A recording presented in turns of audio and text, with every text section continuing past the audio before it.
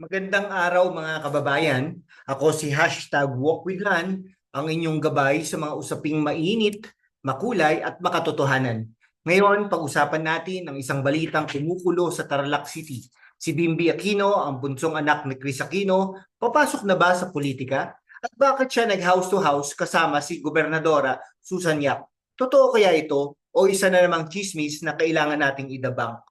Kaya naman mga kaibigan, ihanda ang kape, i-on ang aircon, samahan nyo ako sa mga susunod na ilang minuto ng masinsinang talakayan na puno ng katotohanan, katalinuhan at konting haplos ng katatawanan. Kung hindi ka pa subscriber, ano pang hinihintay mo? I-hit na yan, subscribe button. Ngayon, i-on ang notification bell at maging bahagi ng ating intellectual na komunidad. Kung hindi mo pa kilala si Bimby Aquino Yap Jr., oras na para malaman natin kung sino siya. Siya ang bunsong anak ni Chris Aquino, ang queen of all media at ang dating basketball star na si James Yap. 18 anyos na si Bimby. At sa kabila ng kanyang kabataan, hindi siya estranghero sa publiko. Mula sa kanyang mga TV appearances bilang bata hanggang sa kanyang viral moments sa social media, si Bimby ay isang pangalan na may bigat, lalo na't dala niya ang apelidong Aquino at Cojuangco, dalawang pangalan na tumatak sa kasaysayan ng politika sa Pilipinas. Pero teka mga kababayan, bakit biglang napag-usapan ang politika? Noong Setyembre 2024, sinabi ni Boy Bunda, ang King of Talk at malapit na kaibigan ni Chris, na maaring maging politiko si Bimby sa hinaharap. Sabi niya, the Aquino and Cojuangco name, why not? Pero mga kaibigan, hindi ito basta-basta chismis. Ang Tarlac ay kilala bilang political stronghold ng pamilya Aquino.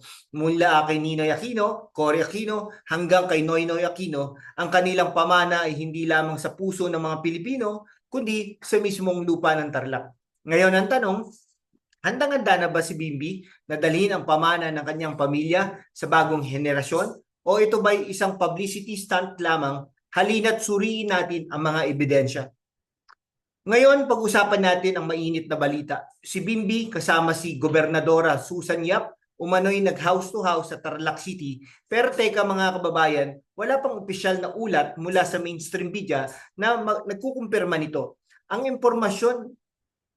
impormasyong ito ay nagmula sa mga social media posts at ilang vlogs na nagpapakita ng di umano'y aktibidad sa Tarlac. Kaya kailangan nating maging maingat.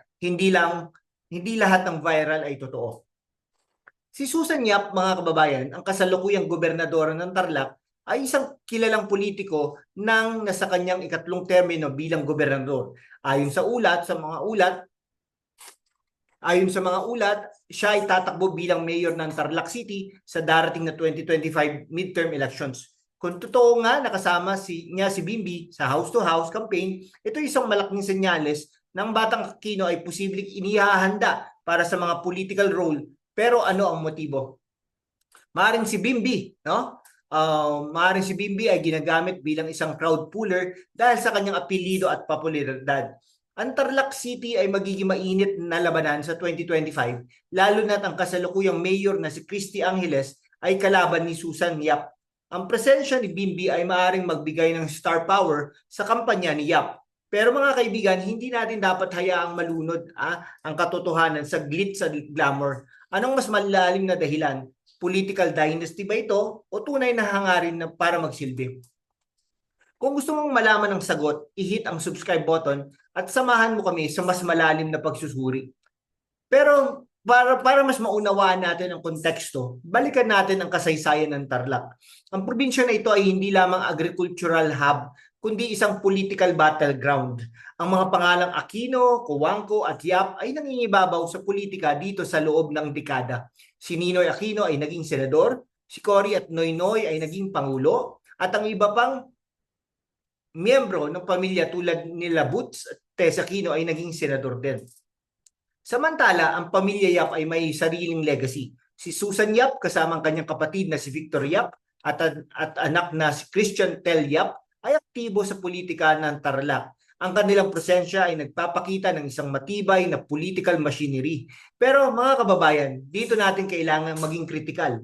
Ang pagpasok ba ni Bimby sa politika ay magpapalakas sa demokrasya o magpapatuloy lamang ito ng tradisyon ng political dynasties? Sa kabilang banda, si Bimby ay bata pa. Sa edad na 18 years old, wala pang konkretong karanasan sa pamahalaan. Pero kung titignan natin ang kasaysayan, maraming batang politiko ang naging matagumpay dahil sa kanilang apelido at tamang gabay.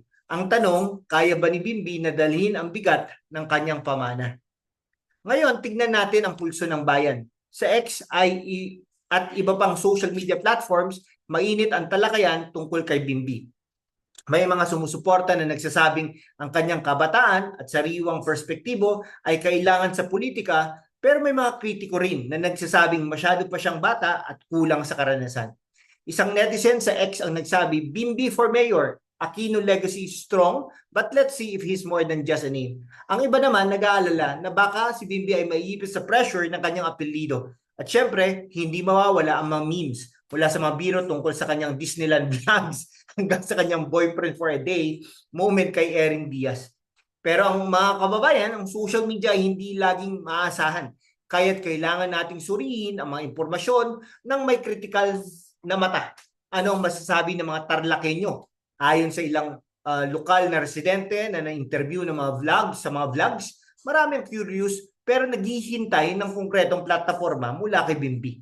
Ngayon, kaya naman mga kaibigan, anong opinion ninyo? Mag-comment kayo sa baba, suporta ba kay Bimby o kailangan pa na mas maraming ebidensya? At kung hindi ka pa subscriber, ano pa ang hinihintay mo? I-click ang subscribe button ngayon.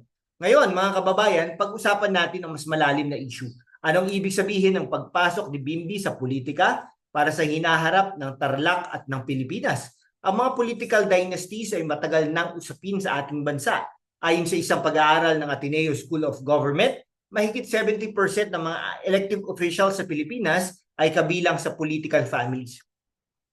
Kung si Bimby ay papasok sa politika, kailangan nating tanungin, ano ang kanyang plataforma? Ano ang kanyang pananaw sa mga isyong tulad ng kahirapan, edukasyon at korupsyon? At higit sa lahat, handa ba siyang magtrabaho para sa bayan?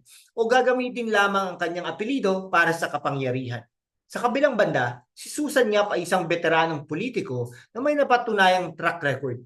Ang kanyang mga proyektong tulad ng pamamahagi ng housing units sa mga katutubo at dairy cows sa mga kooperatiba ay nagpapakita ng kanyang dedikasyon. Pero ang tanong, bakit kailangan ng isang batang tulad ni Bimby sa kanyang kampanya? Strategic move ba ito? O tunay na pagnanais na i-mentor ang susunod na henerasyon? Ayan mga kababayan ha, ang ating masinsinang pagsusuri sa usaping Bimby Aquino at ang kanyang di umano'y pagpasok sa politika. Sa ngayon, wala pang opisyal na kumpirmasyon na si Bimby ay tatakbo sa anumang posisyon. Pero ang kanyang house-to-house kasama si Susan Yap ay sapat na para pag-usapan natin ang kanyang potensyal. Ang mahalaga mga kaibigan ay manatili tayong mapanuri at aktibo sa ating demokrasya.